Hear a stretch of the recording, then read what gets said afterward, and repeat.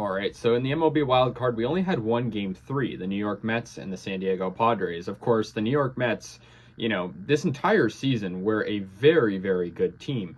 They won 101 games in the regular season and were, World Series contenders in my eyes. Of course, playing in a hard division, having the Atlanta Braves in the same division, both of them actually finished with the same record, but of course, the tiebreaker allowed the Braves to win the division and skip the wild card altogether.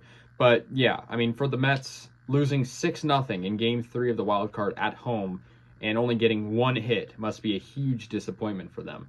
I mean, San Diego, great team. All due respect to San Diego, I did not think they were going to win this series. I thought the Mets would maybe even sweep San Diego. Of course, the Padres are, like I said, a great team, but the Mets, with their firepower, having three aces essentially. They started Chris Bassitt in this game, who didn't do super well, former Oakland A himself, so it's tough to see. But of course, games 1 and 2, respectively, having Max Scherzer and Jacob deGrom, and still losing. I mean, how does that happen? It's just baseball. That's just how playoff baseball is.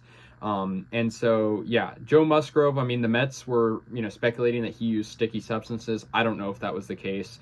I'm not going to get into that, but I think for the Mets, this is a huge disappointment. Only one hit, not even a single run. This reminded me sort of the first game, but worse. I mean, both were decided by 6 runs.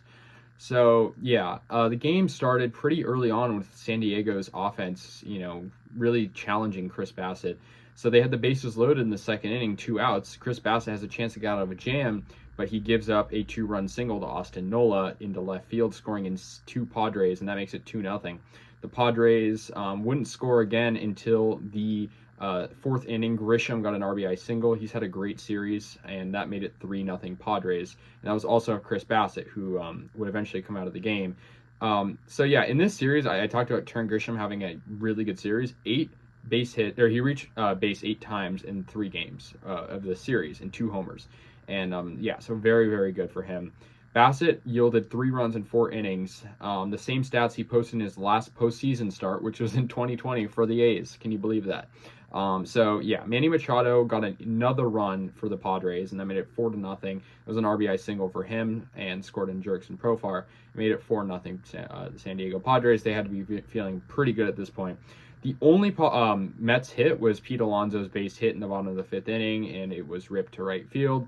Only hit. I mean, the Padres quite almost, no hit the Mets in this game, which is very crazy. Yeah, there'd be 2 more runs for San Diego, which came off a 2-run single for Juan Soto, of course, acquired at the deadline. Great player, great hitter, and that won the game, even more for them. They didn't even need those 2 extra runs. It was over. Joe Musgrove became the first pitcher to throw 7 innings and allow just 1 hit in a winner-take-all postseason game in MLB history. We obviously know he got the first no-hitter of Padres history last year. He's a great pitcher. Yeah.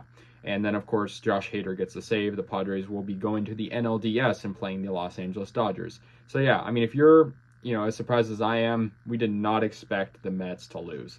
It sucks for them. I mean, I know how it feels to, choke like that. The A's have choked many times in the wild card, but for them, 101 wins to still lose, it's hard. So, yeah, if you're a Mets fan, hang in there. Let me know your guys' thoughts. I'll see you guys later, and yeah, peace out.